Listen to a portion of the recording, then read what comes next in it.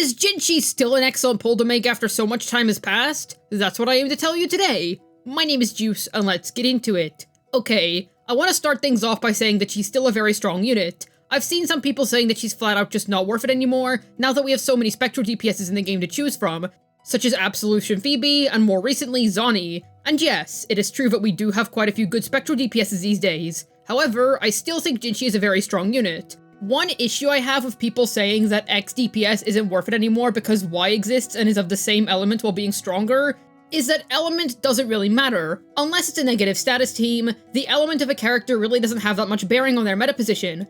The only thing that element really influences for a character that has nothing to do with negative statuses is resistances. That element will determine which bosses they are good against, which ones they are not so good against, and of course whether they're going to benefit or not benefit from whatever the TOA resistances are. Which honestly, most of the time, if the issue that you're having is that the TOA floor is 10% resistant to Spectro, that's not really going to be a deal breaker. For characters that are as strong as Jinhsi that have a really high power baseline, you're able to brute force that type of thing really easily. It only becomes an issue if the boss inherently has very high Spectral resistance. What really matters in my opinion is teammates. Can another main DPS use the same teammates as Jinhsi and perform a lot better?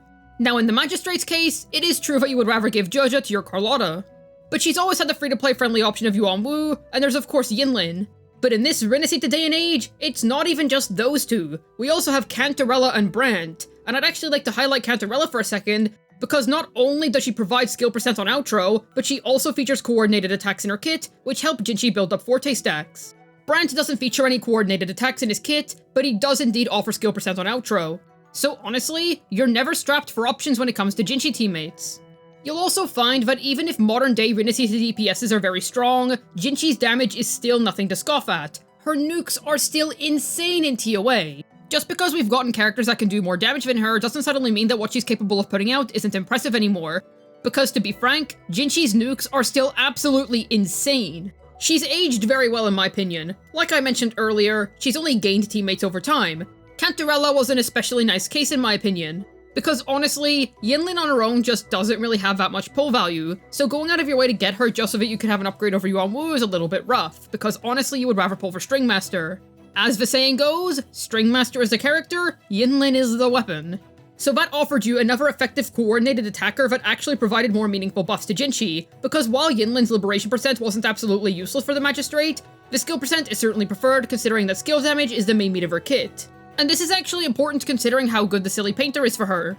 As while she's an absolutely excellent Jinhsi teammate, you'd rather just use her with the Montelli Lady instead if you have her available. This is clear-cut proof of her aging pretty well in my opinion.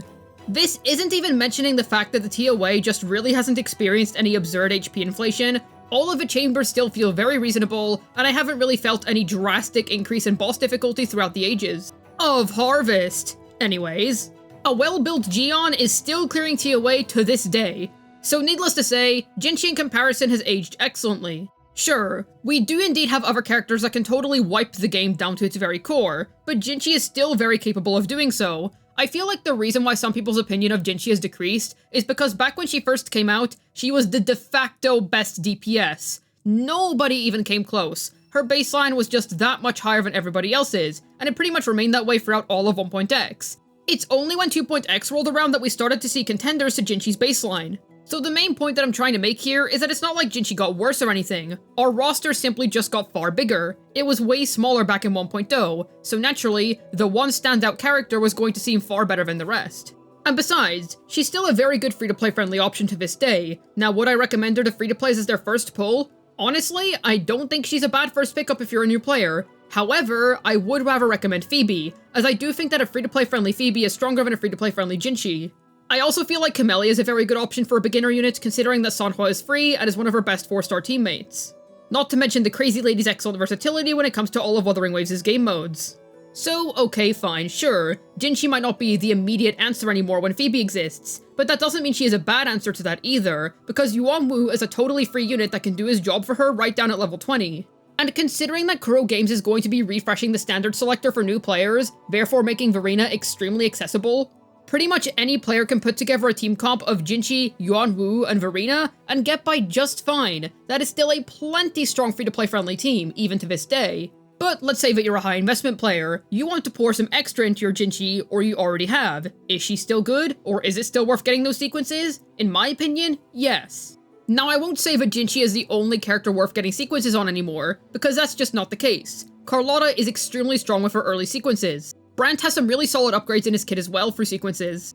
And I myself have an S1 Zani, and that feels plenty strong. So we do indeed have more options when it comes to high S-Stripe based investment these days, that is true, but that is not to say that Jinhsi's high S-Stripe based investment got any worse. I will say her S1 definitely has more value than her S2, and I feel like you can pretty much just stop after S1 in most cases. And if you want to go beyond S1 investment, then I might suggest that you direct your gaze over to Carlotta instead, as I feel like her early sequences are better, especially when stacked up on top of each other. But that is not to undersell high investment Jinhsi. Not to mention how, while she's really easy to play at a baseline, like seriously, I feel like you could just smash your head on a keyboard and learn to play her. Well, okay, there's still some setup you want to go through, but generally speaking, it is not that hard to learn her. If you put in some serious effort to try and learn how she plays, goodness me, you're going to see a drastic increase in your performance. Yes, there is actually quite a high skill ceiling for Jinhsi, and yes, you can even quickswap her with Changli. That is a thing that you can do if you're really good at the game. I think my only genuine point of contention with Jinhsi is Whimpering Wastes. However, once again, that can just be chalked up to skill issue, because if you're good enough at the game, then you can make her work in wuwa. You'd think she wouldn't be that good there because of her nukes. And yes, you'd honestly be correct, but if you put the effort in, then yes, you can actually make it work. Once again, it is pretty difficult to do so, but it is a possibility. So I will give newer characters their flowers where it is due. They are designed with wuwa in mind, and I feel like they play better in the game mode. But okay, let's say you already do have a couple of Spectral DPSs. Let's say you already have plenty of DPSs actually. Is Jinhsi still worth it in your case? I mean, to be honest, if you already have 3+ well-built teams, then no, you don't really need Jinhsi that much anymore. You see, back in 1.x, she was a definitive no-brainer pull, because she was ridiculously strong, especially when compared to the rest of the cast. Whereas nowadays, like I said, we have plenty of characters that are actually able to reach that baseline now. However, with that being said, if you haven't finished building up your entire account yet, and you still have room to add 1 or 2 more DPSs to your account, then I actually don't think Jinhsi is a bad investment. She's still very potent. Her damage baseline remains as being extremely high. Now, I wouldn't get her if you're struggling with Whimpering Wastes. I'd actually rather recommend that you get Camellia or Gion instead in such a case. However, if it's TOA that you're looking for, then honestly, Jinhsi is a great choice. And to be honest, while I do emphasize that I don't think Element completely makes or breaks a character's value when compared to other characters, I will say that if you're somebody that cares more about having a varied elemental roster, then fine, maybe Jinhsi isn't for you, but I wouldn't really say that she's suddenly not a worthwhile pull anymore on your account if you do have those spectral characters.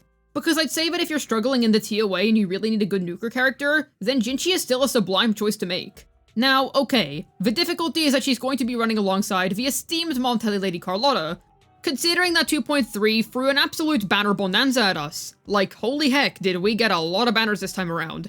Okay, in such a case, yes, I would get Carlotta first if you don't already have her over Jinhsi, but this banner situation is an exceptional case, because it's the anniversary patch. Obviously, banners are not always going to be run like this. I will say that if you do already have a Carlotta, then honestly, Jinhsi is not a bad consideration if, once again, you're looking for 1 to 2 more good DPSs to round out your account fully.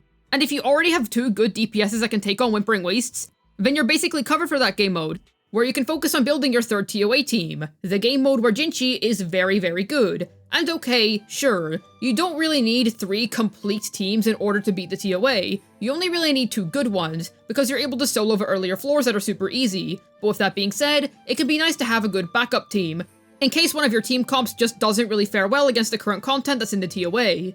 Overall, I would say that Jinhsi is still a very valuable pull. Now I would like to say, I don't think you need her or anything like that. She's not a total must pull, and I will say that her insane pressure on the meta is not the same as it was back during 1.x because we have other options now. However, part of why I defended her so hard in this video is because I have seen some people saying that she's just not good at all because of Phoebe existing now, or that she's just not worth your pull whatsoever if you already have Phoebe, or that the existence of better spectral DPSs such as Zani just totally negate the Magistrate's existence. But I just don't agree with that. It's very clear to me that she's still a very strong unit. And sure, she's definitely not the tip of the top like she was before, but she 100% still delivers. Would I get her over Carlotta or Phoebe if I was a new player? No. Fine. Sure. But I 1000% still think that this unit has a lot of merit to her. I like Jinhsi a lot if you couldn't tell. I think she's really cool, I love her dragon, and I just think she's a really neat unit on the whole. While I can agree that she has 100% fallen from being the best DPS in the game, I do still feel like she's a very strong unit. But to be honest, that could just be a product of Wuthering Waves' really good balancing. There's not really any character in the game that's a limited 5-star that's just completely unusable at the minute. They're all able to clear TOA comfortably, and a good handful of them are able to do pretty well in Whimpering Wastes. All in all, still a very good character in my opinion. But what about you? What do you think of Jinhsi? Do you agree that she's still a very strong character, or do you feel like she's just not worth the pull anymore? Let me know down below. I'd love to hear your thoughts. As always, I have a ZZZ second channel. Head on over and subscribe if you're interested in some fun, silly ZZZ content. I'd also like to mention that I stream on Twitch. I stream once a week, every week on Saturday, starting around 3 PM UK time. Come along so we can play Wuthering Waves, ZZZ, and do some other fun stuff together. Hopefully this video is able to tell you why I personally still think Jinhsi is a good character to pull for. This has been Juice, signing out. And listen man, you're really telling me that you would miss out on a dragon waifu?